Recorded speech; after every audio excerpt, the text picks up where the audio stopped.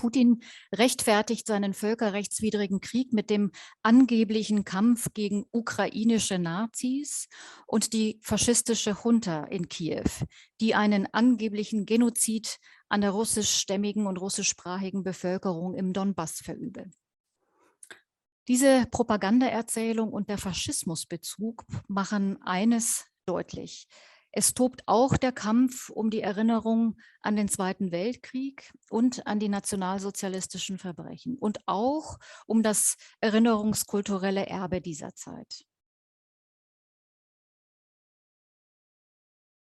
In den letzten 22 Jahren unter Putin fand in Russland eine totale Inflation der Wissenschaft statt. Es hat sich in massiven irgendwie Betrug und Handel mit Doktortiteln und Fälschungen und weiß was ich und Gründung von Pseudoakademien und so weiter manifestiert. Und das Ergebnis war, dass es keine wirkliche wissenschaftliche, auch geisteswissenschaftliche und geschichtswissenschaftliche Autorität mehr gab auf der gesellschaftlichen Ebene. In den Fachkreisen wusste man natürlich, wer etwas wert ist und wer nicht, aber für die Gesellschaft, no, ja, ein Akademiemitglied hier, ein anderes Akademiemitglied da, Professor dies, Professor das, und da hat man als vermeintlicher Historiker mit Doktorwürde und so weiter unfassbaren Stuss erzählt. Und dieser Stuss wurde auch staatlich und institutionell unterstützt. Warum diese Geschichte mit Nationalismus und mit dem Faschismus und so missbraucht worden ist. Und das ist schon seit längerer Zeit, also von Putin und so. Ich glaube, das ist ziemlich klar, weil das Einzige, warum also diesen ganzen, also giftiger Mythos aufgebaut worden ist, war nicht mal der Zweite Weltkrieg, sondern der große Vaterländische Krieg. Es stellte sich heraus, dass es sehr schwer aus den Menschen, aus den Köpfen von Menschen rauszutilgen. Also diese Klischees, mit denen sie aufgewachsen sind. Also was ein Faschismus ist, was eigentlich so der Kampf gegen diesen Faschismus bedeutete. Und dann und drumherum wurden alle Ressentiments sozusagen also aufgebaut. Das, was Sowjetunion geopfert hat für diesen Sieg, man will das nicht anerkennen. Und mit einer Giftmischung wirklich mit den Vorstellungen, dass man eine imaginäre russische Weltaufbau wieder aufbauen sollte und mit, ich weiß nicht, mit Theorien von einem sehr reaktionären Philosophen Ilyin, den Putin so gerne zitiert, mit irgendwelchen Produkten der Gespinste von Dugin und alles Mögliche. Also sozusagen aus dieser Giftmischung wird diese Rechtfertigung gebastelt. Warum sie bei den Menschen ankommt, das ist eine andere Geschichte, weil sie kommt zum Teil bei vielen Menschen an. Erstens also sozusagen rechtfertigt damit Propaganda, aggressive Propaganda im Fernsehen sehr viel. Und das ist eine, würde ich sagen, sehr bequeme Geschichte. Wir sind ja gegen Faschismus, wir sind ja gegen Nationalismus. So, und dahinter kann man sich sehr wohl verstecken. Ich bin zum Beispiel sicher, dass die Erinnerungskultur, wie sie sich entwickelt hat, sie wird zerbrechen. Sie wird zerbrechen. Ja, wir haben immer davon geredet, seit Jahren und Jahrzehnten, dass wir Lehren aus der Geschichte ziehen. Ja, welche Lehren ziehen wir denn jetzt, wo wirklich etwas passiert? Ja, wir haben gesagt, man darf nicht wegsehen. Wir sehen aber weg, wir sehen Fernsehbilder.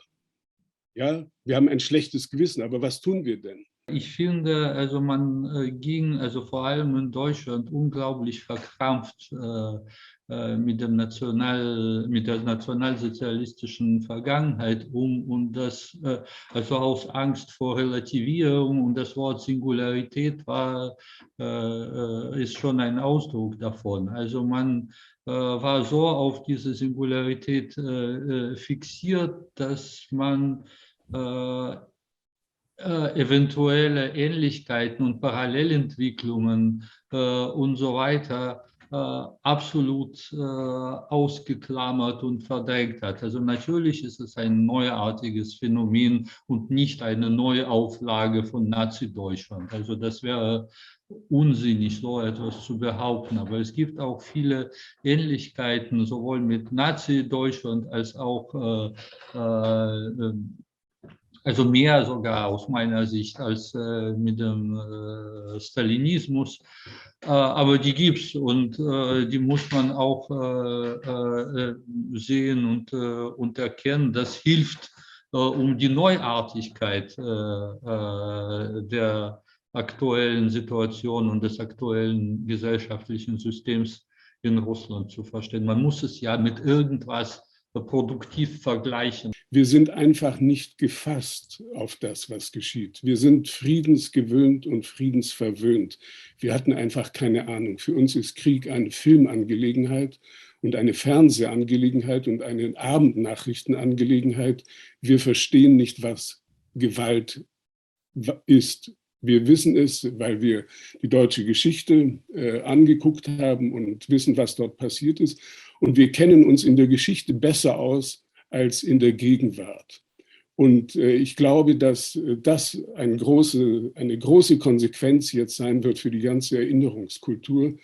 Die Geschichte haben wir sozusagen intus, dieser schreckliche Ausdruck der Vergangenheitsbewältigung, über den sich Adorno schon lustig gemacht hat. Und das eigentliche Problem ist, dass wir in der Turbulenz und Unübersichtlichkeit der Gegenwart, davor schrecken wir zurück.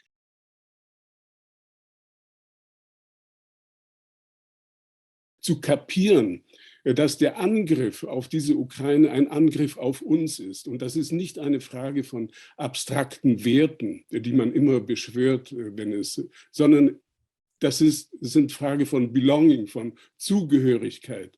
Das ist unsere Welt, die wir bisher ignoriert haben und nicht wahrgenommen haben. Und das hat natürlich auch mit der geschichtlichen Wahrnehmung zu tun. Wo kommt denn in unserer geschichtlichen Wahrnehmung die Ukraine vor, die geschichtlichen Schauplätze? Und nur dann ändert sich etwas. Und wahrscheinlich ist es die Frage von Generationshorizonten. Und ich würde sagen, die jungen Leute sollen sich in Bewegung setzen und sich ein Bild machen. Dokumentieren von all, was auch passiert. Nicht nur in Deutschland und überall, wo die Flüchtlinge sind. Also dokumentieren der Geschichte.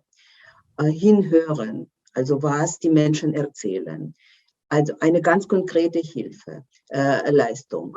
Also das ist das, was eigentlich wir heute alle tun müssen. Und auch diese Tausende und Hunderttausende Demonstrationen sind wichtig in verschiedenen Ländern. Ich habe Angst übrigens, dass wenn der Krieg sich hinzieht, dass das alles verlangsamt, dass man sich gewöhnt, weil man gewöhnt sich auch an die schrecklichsten Bilder. Dann später im Nachhinein geht es um die Erinnerungskultur. Aber ich habe Angst, dass das irgendwie also Potenzial der Hilfe, also Wut, Zorn, also Gefühl, dass man unbedingt etwas dagegen tun muss, langsam schwächer wird. Und ich glaube, das ist sozusagen, das ist die Aufgabe jetzt für alle. Und dann, aber wie gesagt, parallel kann man sich schon wirklich vorbereiten. Und das heißt dokumentieren. Dokumentieren, hinschreiben, was man also die Erfahrung von den Menschen, die eigentlich als Flüchtlinge kommen. Also eigentlich, ja, ich glaube, das ist wichtig. ich hoffe sehr, dass die Aufmerksamkeit für die Ukraine als Land und nicht als Opfer von Aggression nachdem dieser Krieg vorbei ist, nicht verschwindet und dass die Ukraine nicht nur ihre Unabhängigkeit gegen Russland verteidigt, sondern auch ihre Subjektivität in den Augen des Westens und Deutschlands. Und ich hoffe, dass Ukraine auch in diesem Kampf siegen wird.